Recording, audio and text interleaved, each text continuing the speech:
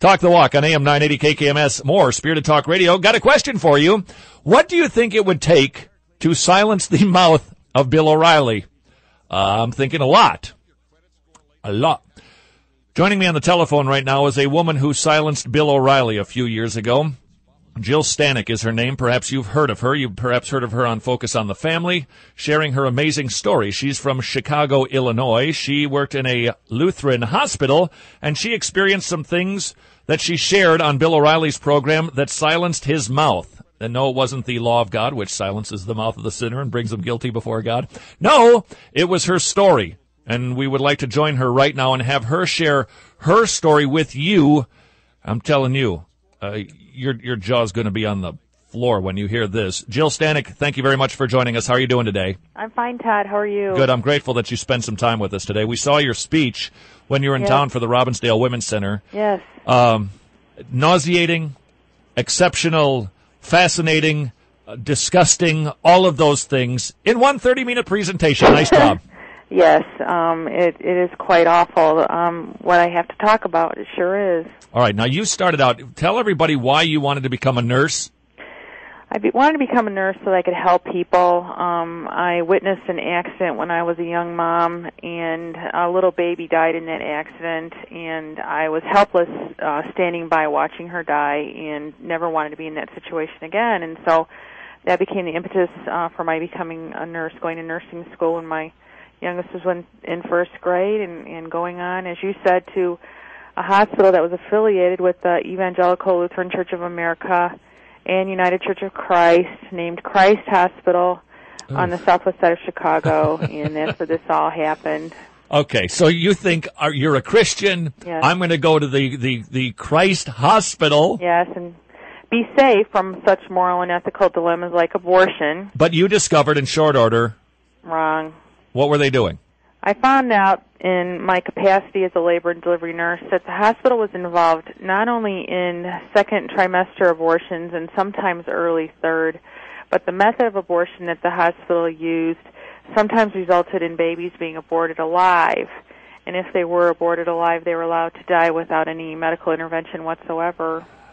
All right. Okay, what was the method that allowed this to happen? It's called the induced labor abortion method.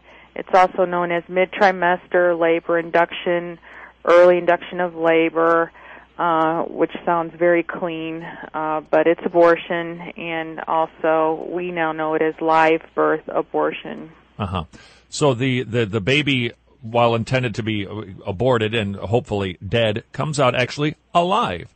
And it might be how many weeks or months old when this happens? My experience in the hospital was that they aborted between 19 and 23 weeks usually, but they aborted as late as 28 weeks.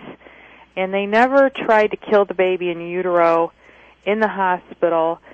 In abortion clinics, they will, as I'm told by at least one abortion clinic nurse. But the goal of this abortion procedure is that the baby will die during the birth process or soon afterward. My experience was about 1/4 of these babies lived after they were aborted, and they lived anywhere from a couple of minutes to almost as long as an 8-hour shift. Okay, so they know doing these abortions that there is a potential that the child could be born alive. Right? Yes. The physician inserts a medication, and I can say this cleanly. Don't put your finger on. Right. Don't worry, I'm going trust to you. go Right. over the top for your listeners because I can explain it that the physician inserts a medication that will make the mother's cervix dilate. Normally what happens is a mom has been found to be carrying a handicapped baby, and this happens during ultrasound, which is second trimester, and then they'll follow it up with amniocentesis. And when a mom is found to be carrying a handicapped baby, they will offer her this option. And it's not just something that is going on in Illinois. It's going on all over the country. It's much more prevalent than we even know now, and I know that it's going on a lot of places. But they will offer this option to the mom. They think that they're being compassionate by cutting short a pregnancy that the baby is very often going to die. Although a lot of times these babies have Down syndrome or spina bifida, non-lethal diseases, but a lot of times they have lethal diseases. All that said, sometimes they will abort for health of the mother, which means anything. Right. And, of course, in abortion clinics, they have no criteria whatsoever. They'll abort for anything. But this medication given in the second trimester opens the cervix. It forces it to open prematurely. Sometimes they'll use seaweed sticks called laminaria to do the same thing. And when the cervix opens, this second trimester baby just falls out of the uterus, and that's how it comes to be that sometimes they're aborted alive. As I said, in the abortion clinic, they'll kill the baby in utero by using ultrasound to insert a needle into the baby's heart and inject a medication that will cause the baby to go into instant cardiac arrest or kill the baby in another way, and then they'll deliver the dead baby. But they don't do that in the hospital. They just go ahead and just induce labor and take what they get. And the first time that you discovered this was when? Well, I found out it was going on when I heard in report one night that we were aborting a second trimester baby with Down syndrome. That was the first I knew about it, and I'd been working in the department for a year.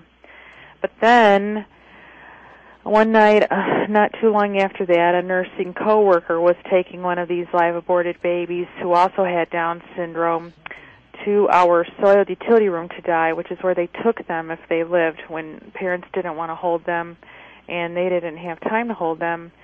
And when she told me what she was doing, I couldn't bear the thought of this suffering child dying alone, and so I cradled and rocked him for the 45 minutes that he lived. And needless to say, that was a life-changing event. And you mentioned O'Reilly, and it was describing that event to him that caused him to go speechless. He just didn't know what to say. It is something that will it's so macabre. You can't believe it's going on. You don't have anything to say. Okay, hold on a second. A baby is born alive. Yes. And probably as big as your hand. Yes. And is alive for 45 minutes. Yes. And the doctors are aware of this, the nurses are aware of this, and they make no effort to rescue, resuscitate, sustain life. I'm sorry, I'm not all that familiar with the Hippocratic Oath, but it seems to me that this is criminal. Well, you would think so, but it was determined in the state of Illinois, at least, not to be breaking any law. They do try to abort these babies before they're viable.